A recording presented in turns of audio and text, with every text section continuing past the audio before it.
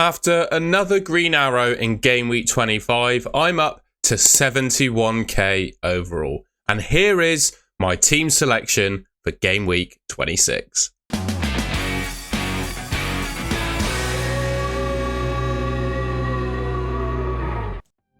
On the whole then, I'm pretty happy with, 3 of my goalkeepers and defenders this week. Martinez in goal, I think he's got a good chance of a clean sheet against Nottingham Forest and potentially some saves bonus as well.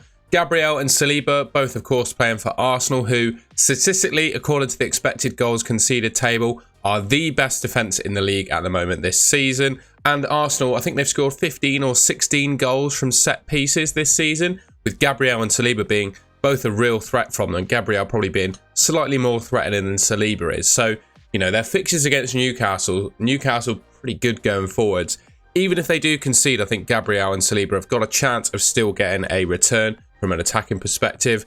Taylor and Botman, must say, got a bit of doubt around them. I'm actually slightly more confident playing Taylor than I am Botman. Taylor playing Crystal Palace, who, well, without Eze and Elise, don't really have a lot of attacking threat. Although, after just getting rid of Roy Hodgson, they could have a bit of a new manager bounce. Botman, however, when you look at the clean sheet odds, just remember the other defenders I've got. Arsenal top, 44% joint with Wolves. Aston Villa third, 40% with Nottingham Forest. Newcastle have a 10% chance of keeping a clean sheet against Arsenal at the Emirates, right?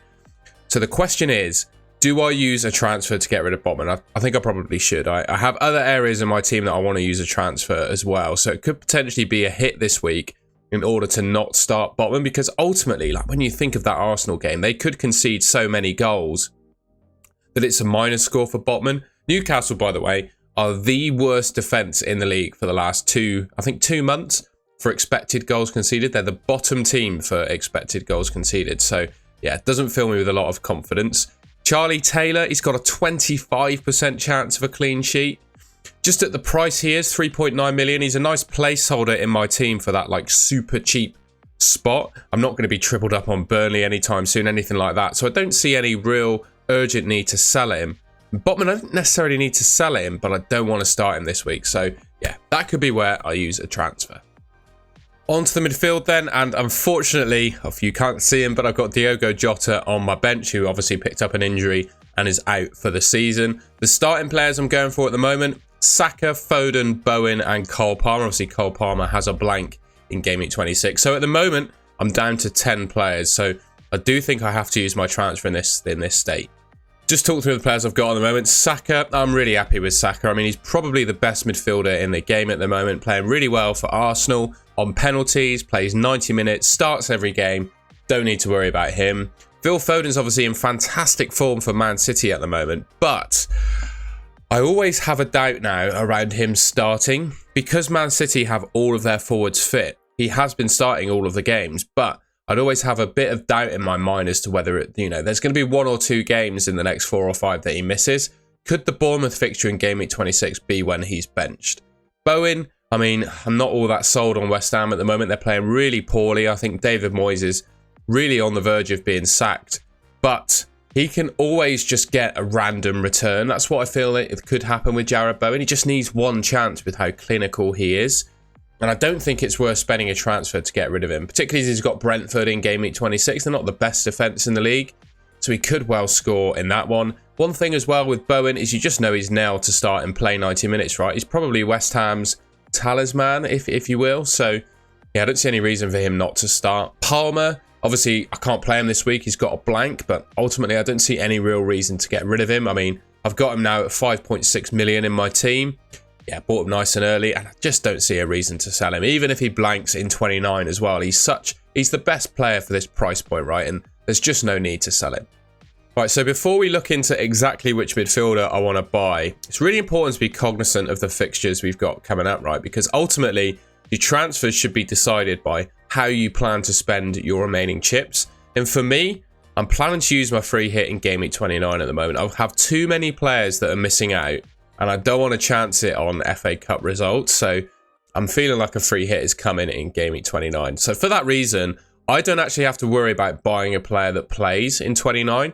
But if you're in a similar position to me where you're looking to buy an asset to replace potentially Diogo Jota or Cole Palmer, who doesn't play in game week 26, and you're not free hitting in Game Week 29, you need to pick someone who obviously has a fixture. You know, the likes of Leon Bailey for Villa. I mean, you can look at the teams there. Tottenham, Villa, Burnley, Fulham, West Ham, Brentford all have a confirmed fixture. Probably don't want to pick a Tottenham player because they blank in Game Week 26. But these are the kind of thoughts that need to go through your mind if you're planning to buy someone in Game Week 26. For me then, as I said, I don't need to worry about Game Week 29 because I'm going to use my free hit. And my top transfer target, and the guy I think I'm going to bring in for Diogo Jota, is Hwang. He's got a great fixture in Game Week 26 against Sheffield United. He's the Wolves penalty taker, which I really like. You know, it's very close in my opinion between Hwang and Neto. Neto's returns probably slightly more weighted towards assists. Obviously, Hwang's got 10 goals compared to 3 assists. So obviously his returns are more sort of hedged towards goals. And I think for me, just being on penalties means he can score in any game, right? Neto doesn't have that string to his bow. And Hwang is putting up some really good numbers for Wolves this season. You know, 13 attacking returns from 18 starts. Yes, his XG is quite substantially lower than the actual number of goals that he's gotten. But I think that's due to the fact of him being an absolutely elite finisher rather than, you know, him just outperforming his stats. And for me, yeah, he's the ideal replacement for Jota, right? Because he saves you nearly 3 million. And the reason I like him, he could enable potentially transferring in someone like Son or Salah as well. There'll come a point in time when those two players will be, you know, desirable again. And yeah, you might want to replace someone with one of them. And Hwang Hee-chan, if I downgrade Jota to him, saves me a nice bit of cash to do that, right? And looking at the upcoming fixtures, remember, I'm not worried about Game Week 29 because I'm playing my free hit, although he's got a nice one there. Sheffield United, who are probably the worst team in the league alongside Burnley. Newcastle, who on paper you might think are pretty good, but actually they are the worst team in the league for expected goals conceded, right? So that's a great fixture, Hwang. And then Fulham, Game Week 28. I mean, it's a nice run, and I just think he's a great option with those 3 fixtures in mind. In Game Week 30, when I'll need him back in my team for Villa, well, we'll see what I do with my transfers at that point. But ultimately, at 5.5 million, he's a player you could bench when you don't fancy him in a particular game week, right? And for all those reasons I mentioned, he is going to be my definite transfer in. All right, then on to the forwards. Got Haaland and Watkins at the moment. On my bench is Darwin Núñez, who obviously picked up an injury in Game Week 25 and has a blank in 26. So question marks on whether I use a transfer to get rid of him. Haaland, I think, is going to be my captain this game week. As you can see, on the expected points front, it's really close between him and Saka. They're the, you know, 2 top players. And I think the algorithm for Draft Hound has really caught on to how poor Newcastle have been defensively recently. And that's why you see the inflated expected points for Saka. It's really close between the 2. I think I'm going to go for Haaland. But yeah, I always have in my mind that Saka could do well in that Newcastle fixture. I also think he could do quite well against Dan Burn if he's playing at left back. I'm 71k overall, as I said. Got 1 free transfer, 0.8 million in the bank. So I think there's a sensible transfer to make for Darwin Núñez. And that's bringing in Dominic Solanke. Now, I know he's got a tough fixture in Game Week 26 against Man City. But from Game Week 27 onwards, the fixtures are really, really nice. And he's a triple... Well, I don't have him for a triple captain. I used it in Game Week 25, which didn't work out. But you could use the triple captaincy on him, right, in Game Week 28. Sheffield United and Luton, both at home in that game week. I mean, it's absolutely fantastic, right? And Solanke, you know, he ticks all the boxes for me of a good FPL asset, right? He's nailed to start. He's on penalties. He plays 90 minutes. He's just got all of those strings to his bow. And this season, he's putting up some really good numbers. 17 attacking returns from 24 starts. Yes, he's got Man City in Game Week 26. Obviously a tough game, but I mean, I wouldn't rule out a goal against Man City. Man City concede the odd goal pretty much every game.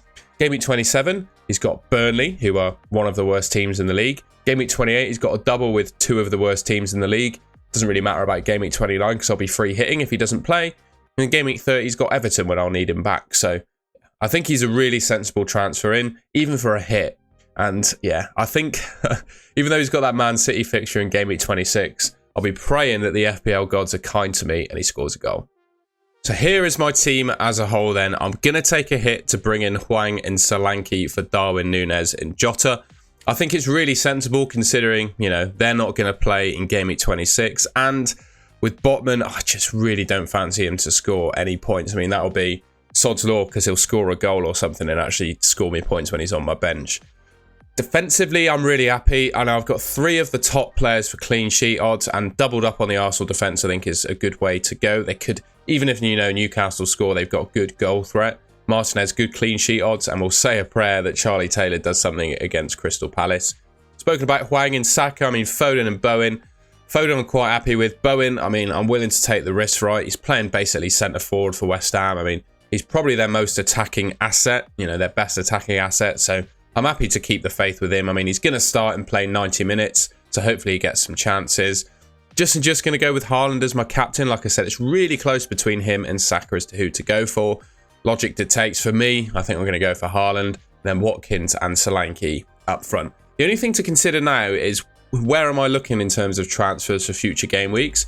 And in order to do that, I think it's really important to look at the upcoming fixtures, right? And the top team that I think to target at the moment, given that I'm free hitting in Game Week 29 when they've got what look like an 85% chance of blanking, Bournemouth I think are going to be my team to target for future game weeks. And looking at how my team is lining up, I think I might be buying a Bournemouth defender next week because they're about to play Burnley. I think I might buy Senesi in my defence. And then getting ready for the double with Luton. Both teams obviously have a double in Game Week 28. I think I could potentially buy the Bournemouth goalkeeper. I like the thought of having him against Sheffield United and Luton. That leaves me tripled up on Bournemouth. And then I could potentially buy a Luton asset as well. Obviously, bearing in mind, I'd be quite happy to be on triple Bournemouth for Game Week 30 because they've got Everton. For Luton, would I be happy to be tripled up with Tottenham and Arsenal after that? Probably not so much if I'm free hitting, of course, in Game Week 29. So yeah, I think my transfers over the next couple of game weeks are going to be quite Bournemouth heavy. That's, of course, providing I don't get any injuries. But yeah, that's how my team is looking. 71k overall. Going to use 2 free transfers. I don't have 2 frees. I've only got 1. So 2 transfers for a -4. Leaves me with 4.1 million in the bank. Although I don't see how I'm going to use that in future game weeks if I'm going to be buying Bournemouth players. 65 expected points is my total in Game Week 26, according to DraftHound. Alright, and that's the end of the video. I hope you enjoyed that bit of insight into the way I'm thinking about spending my transfers in my team. If you enjoyed the video and found it useful, I'd really appreciate if you could leave me a like rating. Let me know in the comments if you think I should make any different transfers with my team. But I think Hwang and Solanke are really sensible, safe, and have good upside right to bring in, particularly considering the fixtures they've got coming up. But yeah, let me know in the comments if you think I should do anything different. Let me know, of course, what you're going to do with your team as well. Subscribe to the Goal to Goal channel, which should be just there, and I will catch you in my next video. Thanks for watching.